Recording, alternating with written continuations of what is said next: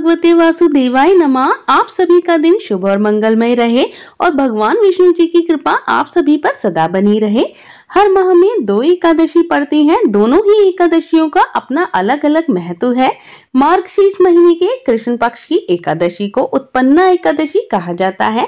मान्यताओं अनुसार इस दिन एकादशी माता का जन्म हुआ था और इसीलिए इस एकादशी का नाम उत्पन्ना एकादशी पड़ गया। मान्यता है कि इस व्रत को रखने से जीवन में सुख और समृद्धि आती है। पौराणिक कथाओं के अनुसार इसी दिन माता एकादशी ने मुर नाम के राक्षस का वध किया था और एकादशी माता भगवान विष्णु जी का ही स्वरूप मानी जाती है। तो जो भक्त भी एकादशी का व्रत प्रारंभ करना चाहते हैं उनके लिए आज का दिन बहुत ही खास है। आज के दिन से ही वे अपना एकादशी व्रतों की शुरुआत कर सकते हैं। व्रत रखने के लिए भक्तों को एक दिन पहले से यानी कि 10वीं तिथि से ही रात को भोजन नहीं करना चाहिए।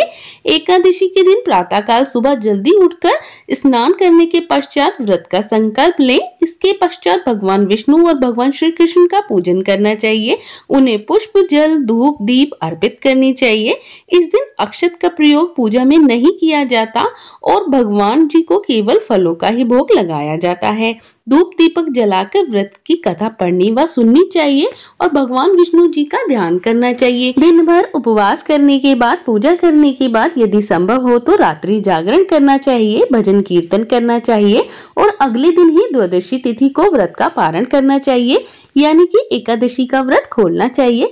व्रत खोलने से पहले किसी जरूरतमंद व्यक्ति को या ब्राह्मण को भोजन या दान दक्षिणा देनी चाहिए। इसके बाद ही स्वयं भोजन करके व्रत खोलना चाहिए। इस एकादशी का मुख्य उद्देश्य मनुष्य द्वारा वर्तमान जन्म और पिछले जन्म में उसके द्वारा हुए जाने या अनजाने में हुए कोई भी पाप कर्म या बुरे कर्मों से मुक्त होना होता है, जिससे उसे इस जन्म में मोक्ष की प्राप्ति हो सके। और आइए अब इस कथा को प्रारंभ करते हैं। उत्पन्ना एकादशी व्रत कथा। पौराणिक मान्यताओं के अनुसार देवयुग में एक मुर नाम का राक्षस हुआ करता था, जिसने समस्त ब्रह्मांड पर विजय प्राप्त कर ली थी और राक्षस मुर ने देवलोक और देवराज इंद्र दोनों को ही पराजित कर दिया था। अपनी पराजय और सभी लोकों पर मुर के उत्पातों से चिंतित होकर सभी देवगण भगवान शिव जी की शरण में जा पहुंचे और अपनी रक्षा करने के लिए विनती करने लगे। भगवान शिव जी ने देवताओं से भगवान विष्णु जी के पास जाने के लिए कहने लगे और कहा वही आपकी समस्या का निवारण कर सकते हैं। तब सभी देवता बैकुंठ धाम में पहुंचकर भगवान विष्णु जी को प्रणाम करते हैं और भगवान विष्णु जी को राक्षस मुर द्वारा किए गए विनाश और देवताओं को बंधक बना लेने की बात बताते हैं। देवराज इंद्र की देवीय प्रार्थना देखकर भगवान विष्णु ने राक्षस मुर का वध करने का निश्चय किया। भगवान विष्णु और मुर के बीच में भीषण युद्ध शुरू हो गया, लेकिन भगवान विष्णु द्वारा चलाए जा रहे किसी भी अस्त्र शस्त्र का उस राक्षस पर कोई भी प्रभाव नहीं हो रहा था। इस बात को ध्यान में रखकर भगवान विष्णु जी ने मुर को मल्ल युद्ध के लिए आमंत्रित किया। दोनों के बीच में यह युद्ध लगभग 1000 वर्ष तक चलता रहा, पर भगवान विष्णु जी अब मुर की शक्ति के आगे थकने लगे।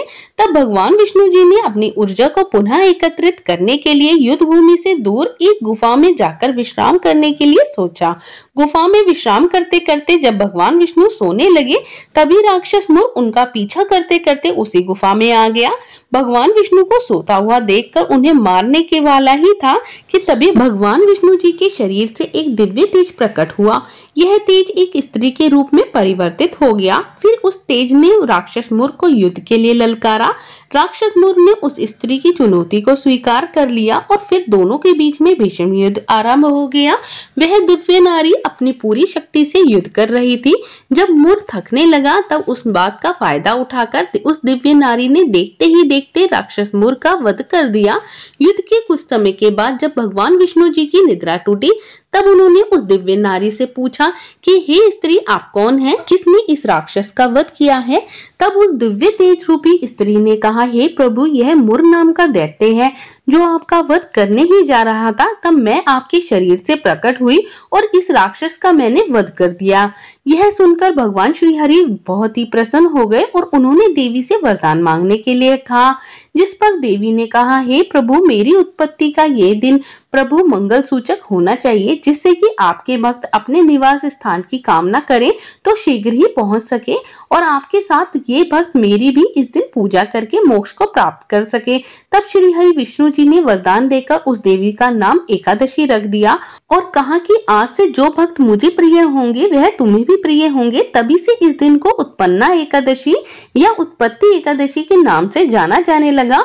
और मान्यता है कि इसी दिन से एकादशी व्रतों का जन्म हुआ था, तो इसी दिन से एकादशी व्रतों की शुरुआत भी की जा सकती है। जो लोग पहली बार एकादशी का व्रत रख रहे हैं वह इस एकादशी से इस व्रत को प्रारंभ कर सकते हैं। और आइए अब सभी मिलकर आरती करते हैं।